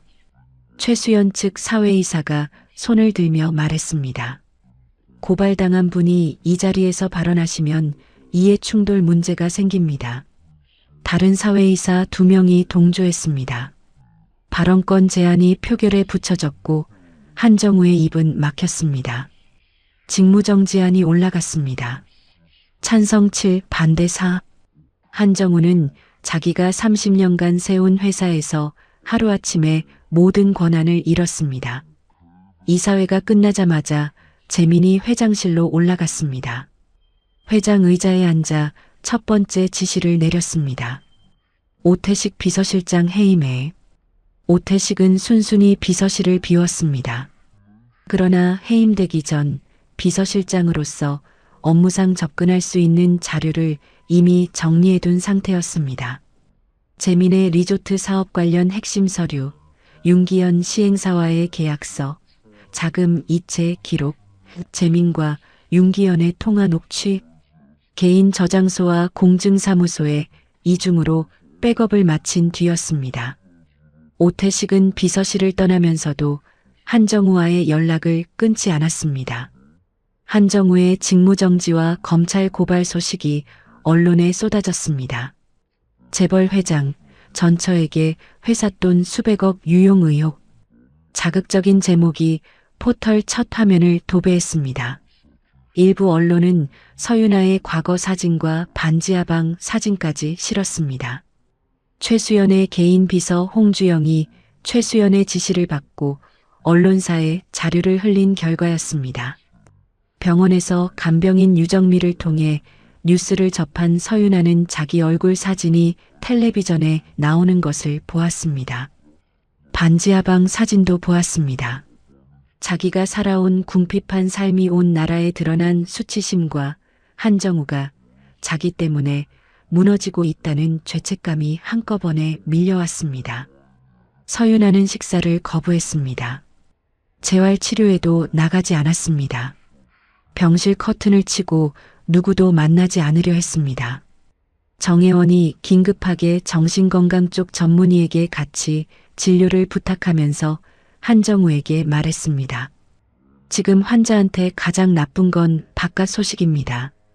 뉴스를 완전히 차단하시고 당분간은 환자가 먼저 만나겠다고 할 때까지 기다리시는 게 낫습니다. 유정미가 병실에서 나와 한정우에게 전했습니다. 이렇게 말씀하셨어요. 나 때문에 그 사람 인생이 망가지고 있다고. 내가 다시 사라지면 다 원래대로 돌아갈 거라고. 한정우는 아무 말도 하지 못했습니다. 서윤아는 한정우의 면회를 완전히 거부하고 병실 문을 잠갔습니다. 한정우는 닫힌 문 앞에 서서 쪽지 한 장을 접어 문틈으로 밀어 넣었습니다. 내일 싸움이 있다. 이기고 돌아오겠다. 서영이의 재단은 반드시 지키겠다. 서윤아는 쪽지를 읽고도 문을 열지 않았습니다. 유정미가 저녁에 한정우에게 전화를 걸었습니다. 문은 안 여셨는데요. 그 쪽지를 베개 밑에 넣고 주무셨어요. 그리고 사흘째 아무것도 안 드시다가 오늘 저녁에 죽 한 그릇 드셨어요. 한정우의 면회가 거부된 그 주말이었습니다. 뉴스를 본 박순덕이 시장에서 기차를 타고 서울까지 올라왔습니다. 서윤아의 잠긴 병실 문 앞에서 30분을 버텼습니다. 문이 열렸습니다. 박순덕이 안으로 들어가 서윤아의 어깨를 잡았습니다. 네가 사라지면 서영이가 남긴 것도 다 사라져. 재단도 없어지고 장학금 받는 아이들도 없어져. 그게 서영이가 원하는 거야? 서윤아가 박순덕의 품에 안겨 떨리는 목소리로 말했습니다. 어떻게 해야 하는지 모르겠어. 살아있으면 돼. 그게 전부야. 한편 한정우는 검찰 출석을 앞두고 진우현과 밤새 서류를 정리하고 있었습니다. 재단 출연금 300억 원이 개인 주식을 팔아 마련한 돈이라는 점은 매각 전에 만들어둔 자산 확인 보고서와 증권사 기록으로 증명할 수 있었습니다. 문제는 진상철이 만들어낸 자료였습니다.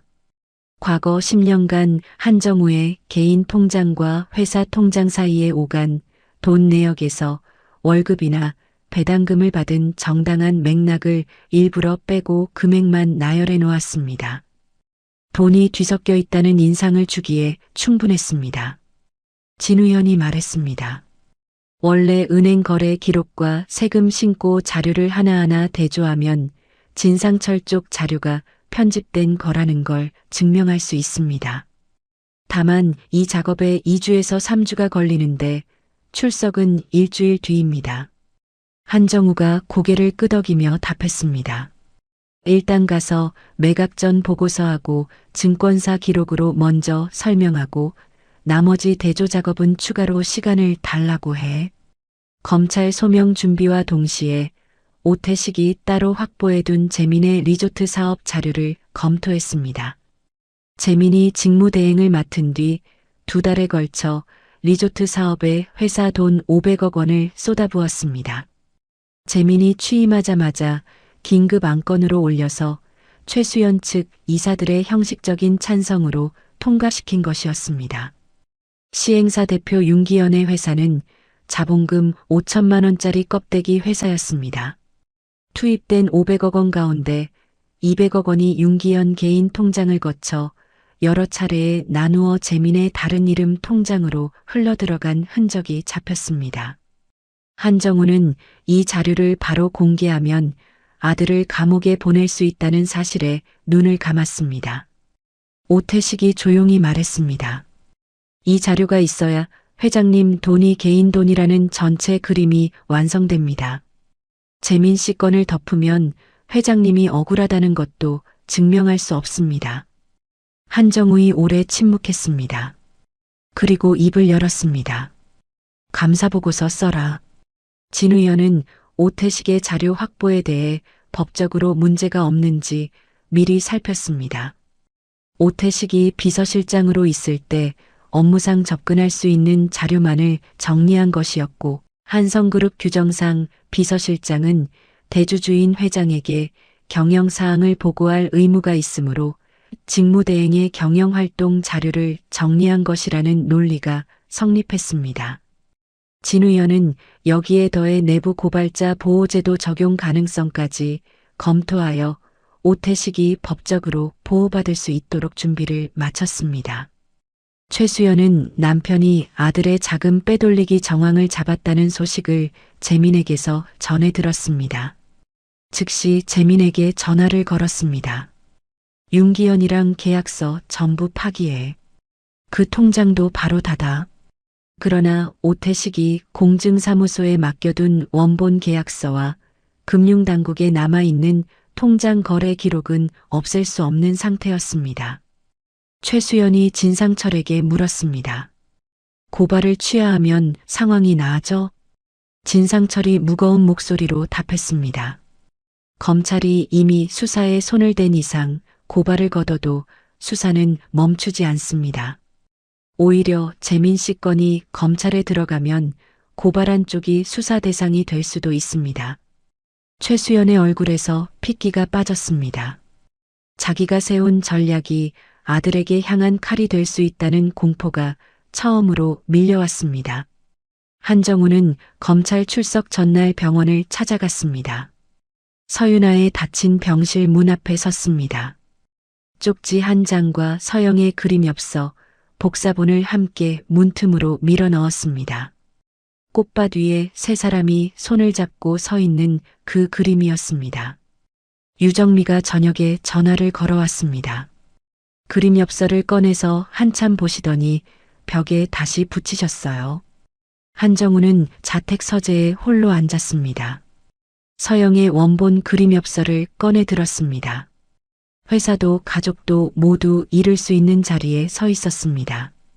내일 검찰 출석에서 그리고 그 뒤 이사회에서 모든 진실을 밝히겠다고 마음을 굳혔습니다.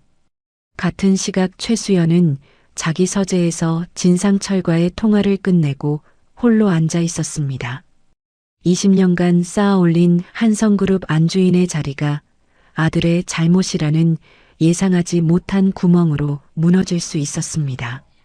포기할 수 없었지만 되돌릴 수도 없었습니다. 최수연은 입을 다문 채 창밖만 바라보았습니다. 재민은 어머니의 굳은 표정을 보고도 자기 상황이 얼마나 심각한지 제대로 가늠하지 못하고 있었습니다.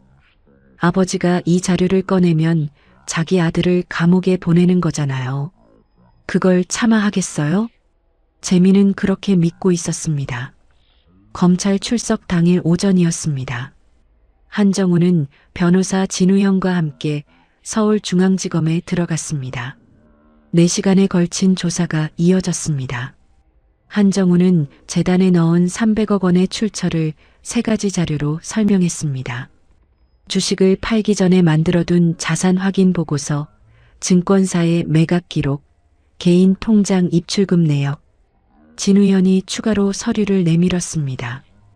고발인 측이 제출한 자료와 원본 은행 기록을 대조해 보시면 고발인 측 자료에서 월급 수령과 배당금 이체 내역이 빠져 있는 것을 확인하실 수 있습니다.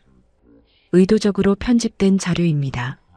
수사관이 두 자료를 나란히 펼쳐놓고 대조하기 시작했습니다. 한정우는 여기서 멈추지 않았습니다. 가방에서 두꺼운 서류 한 묶음을 더 꺼내 수사관 앞에 놓았습니다.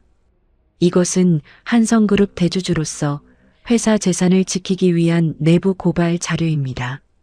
재민이 직무대행 기간에 집행한 리조트 사업 500억 원의 자금 흐름이 담겨 있었습니다. 윤기현의 껍데기 회사를 거쳐 200억 원이 여러 차례에 나뉘어 재민의 다른 이름 통장으로 흘러들어간 경로가 도식으로 정리되어 있었습니다. 진우현이 덧붙였습니다. 이 자료를 확보한 오태식 전 비서실장에 대해 내부 고발자 보호제도 적용을 함께 신청합니다. 검찰 출석 3일 뒤 한정우는 한성그룹 이사회에 긴급 안건 상정을 요청했습니다. 재민 측에서 즉시 반발했습니다. 직무정지된 사람이 안건을 올릴 수 있습니까? 진우현이 서류를 내밀며 답했습니다. 정관에 따라 일정 지분 이상 보유한 대주주의 안건 상정권은 직무정지와 무관하게 유효합니다. 이사회가 소집되었습니다.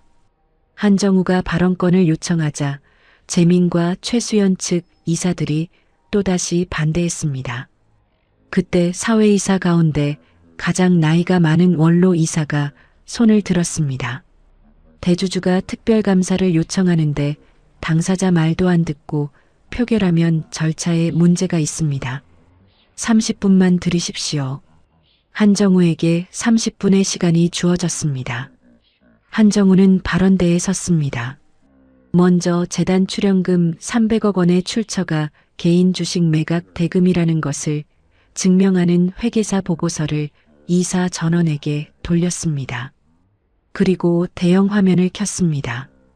재민이 집행한 리조트 사업 500억 원의 돈 흐름이 떠올랐습니다.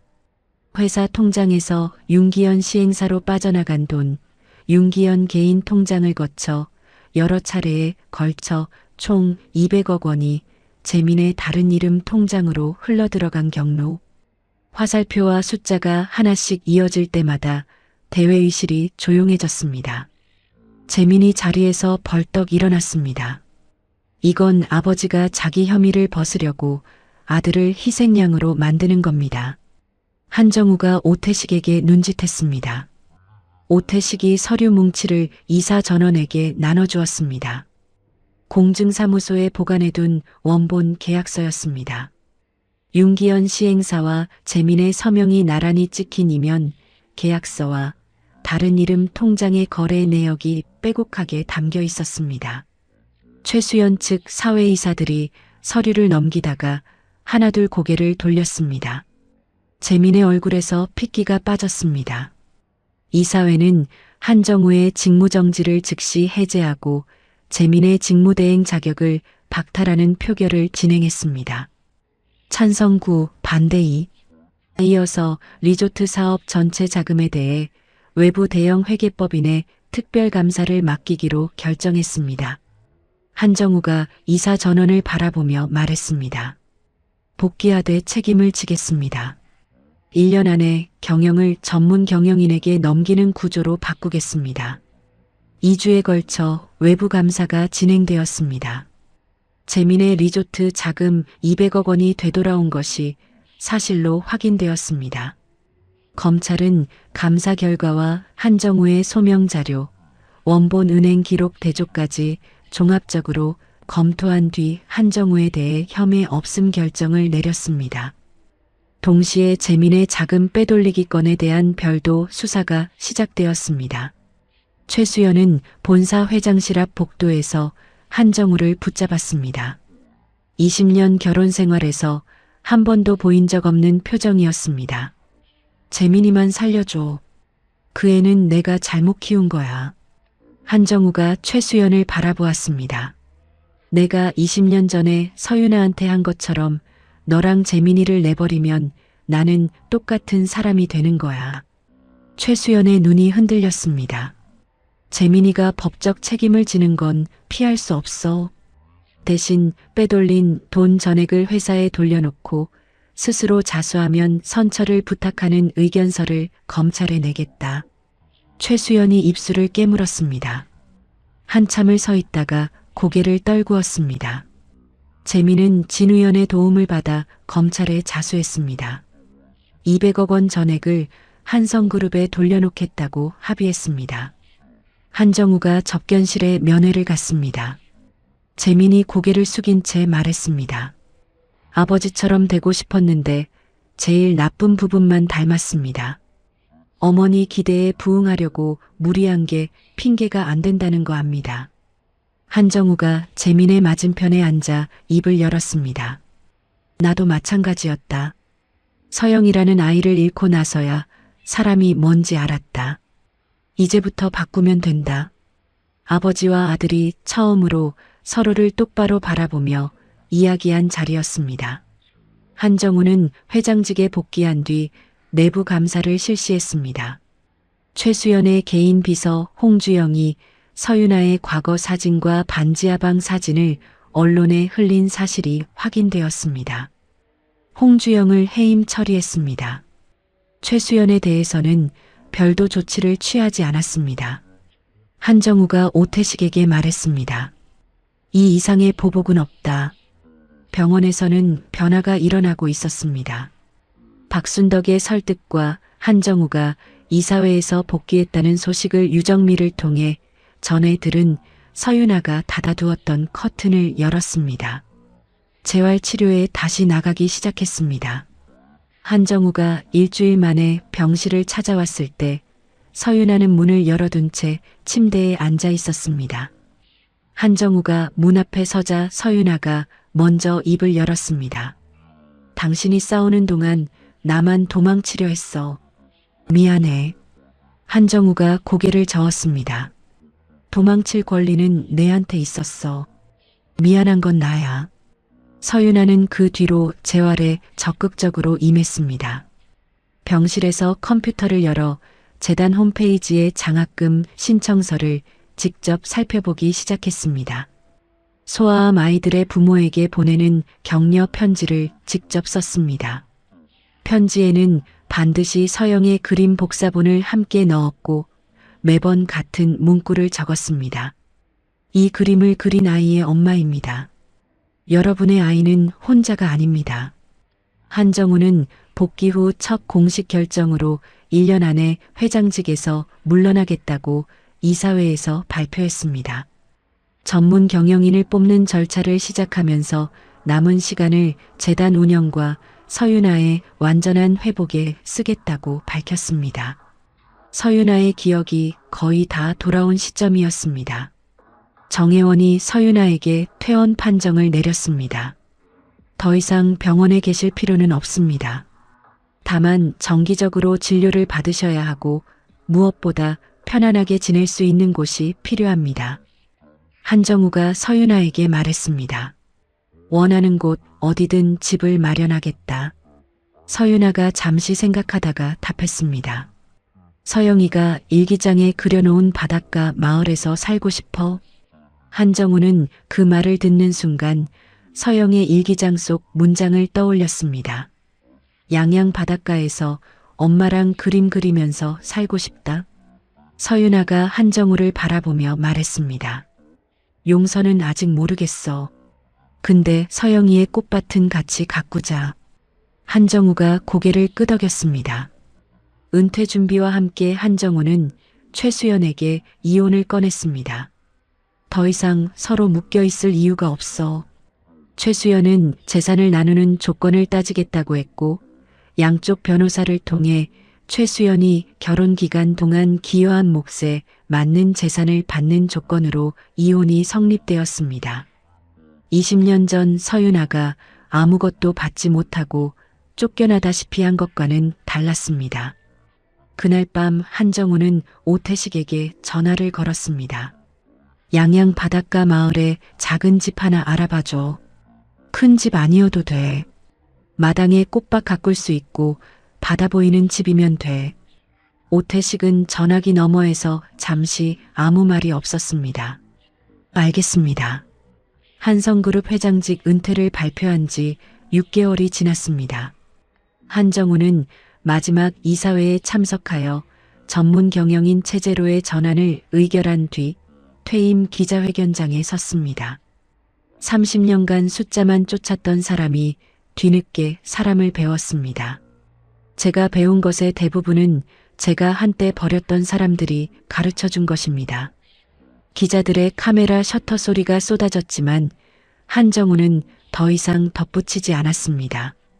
퇴임 직전 한정우는 마지막 개인 업무를 처리했습니다. 은평구 반지하방 서랍장 위에 놓여있던 딸 서영의 유골함을 수습하여 양양 바닷가가 내려다 보이는 언덕으로 옮겼습니다. 소박한 추모식이었습니다. 서윤아와 박순덕, 강미영 모자, 간호사 이수진이 함께했습니다. 서윤아가 직접 고른 벚나무 묘목을 심고 그 아래 서영의 이름이 새겨진 작은 표석을 세웠습니다. 서윤아가 딸의 표석 앞에 서서 입을 열었습니다. 아무도 묻지 않은 이야기였습니다.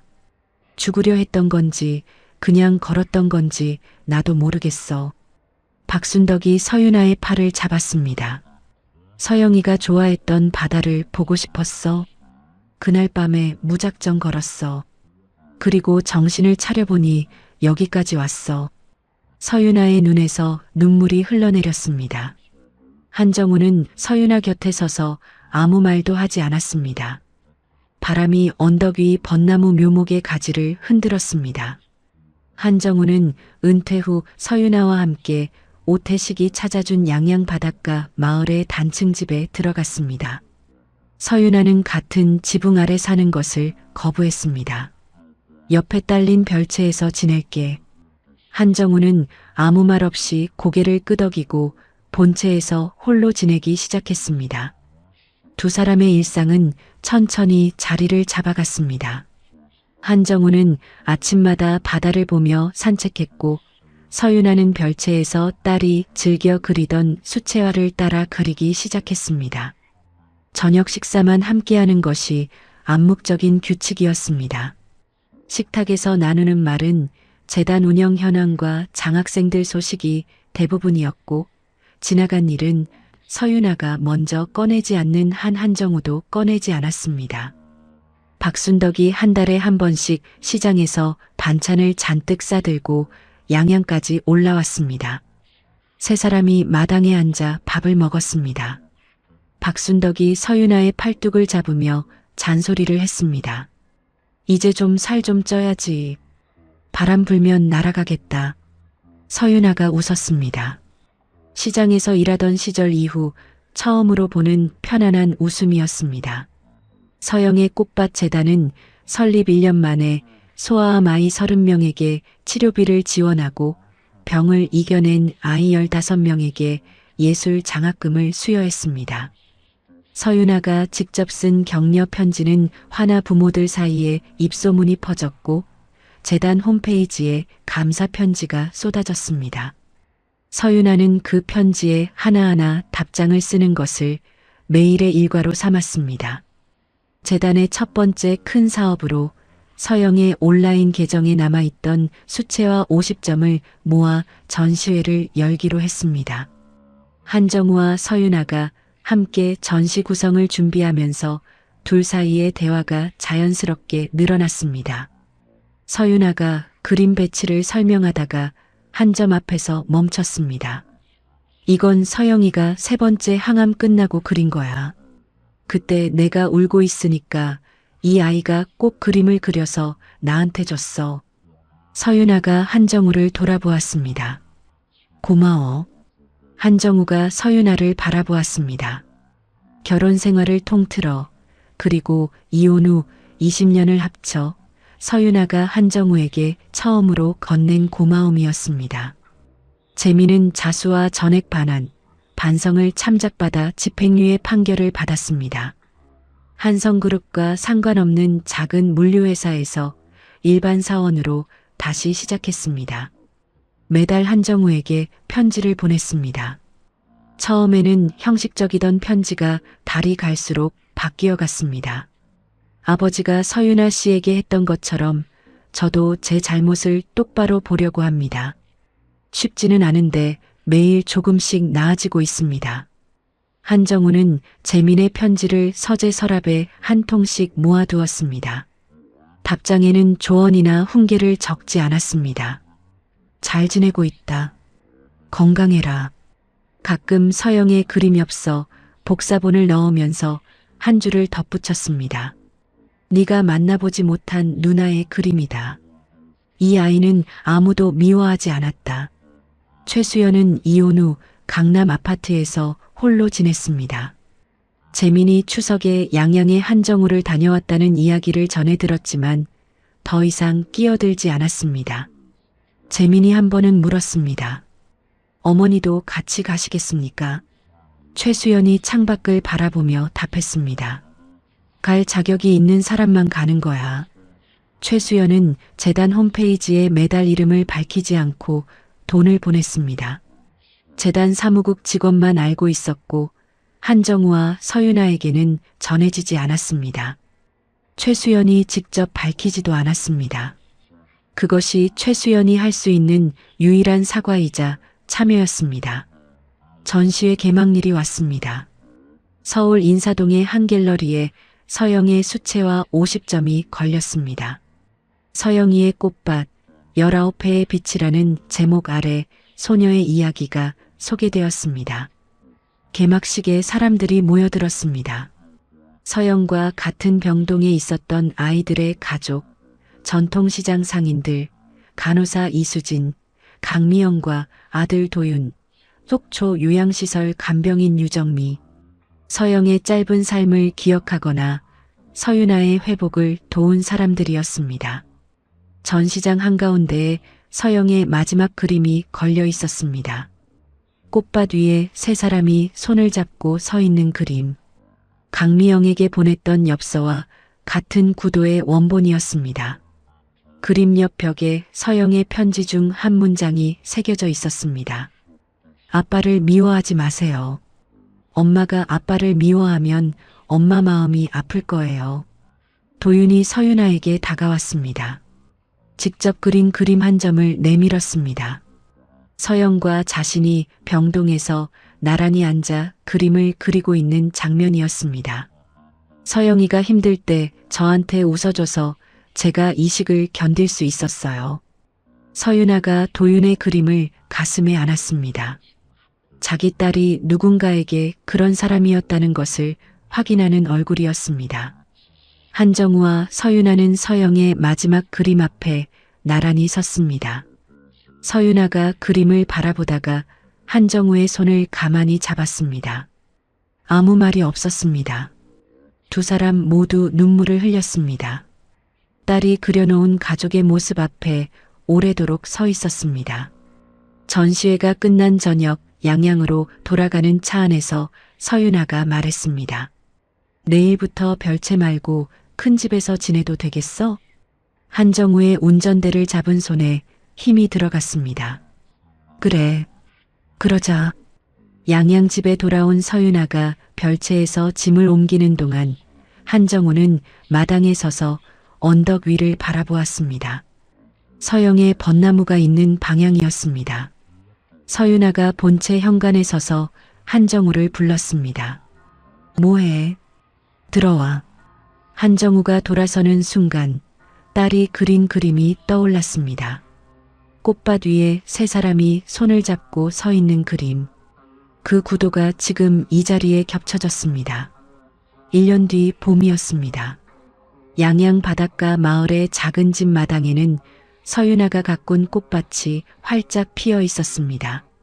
마당 한쪽에 세워진 작은 이젤 위에 서윤아가 새로 그린 그림이 놓여 있었습니다. 꽃밭 위에 세 사람이 서 있대 가운데 소녀의 자리에 벚나무 한 그루가 활짝 피어 있는 그림이었습니다. 바닷바람이 이젤 위 그림을 살짝 흔들었습니다. 한정우와 서윤아는 마당 벤치에 나란히 앉아 꽃밭을 바라보고 있었습니다. 언덕 위 벚나무에서 바람에 실려온 꽃잎 몇 장이 마당의 꽃밭 위에 내려앉았습니다. 서윤아가 이젤 위 그림 속 벚나무와 언덕 위 벚나무를 번갈아 바라보다가 한정우에게 고개를 기대었습니다. 두 사람 사이의 고요는 20년 전의 차가운 침묵이 아니었습니다. 더 이상 말이 필요 없는 사람들만이 나눌 수 있는 따뜻한 고요였습니다.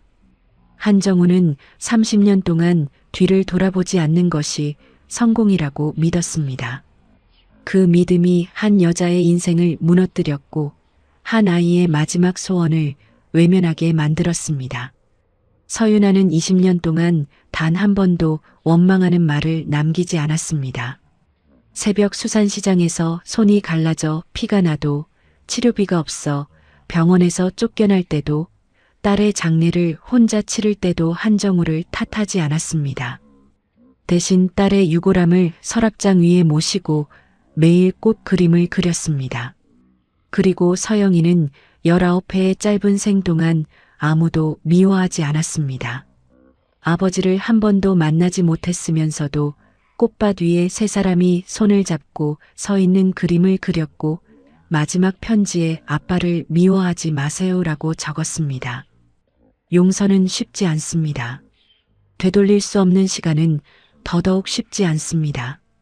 하지만 양양 바닷가 마을의 작은 집 마당에 핀 꽃밭과 언덕 위 벚나무에서 날아온 꽃잎은 말해주고 있었습니다. 늦었다고 끝난 것은 아니라고. 이야기를 끝까지 들어주신 분이 계시다면 잘 들었다고 댓글 하나만 남겨주세요. 감사합니다.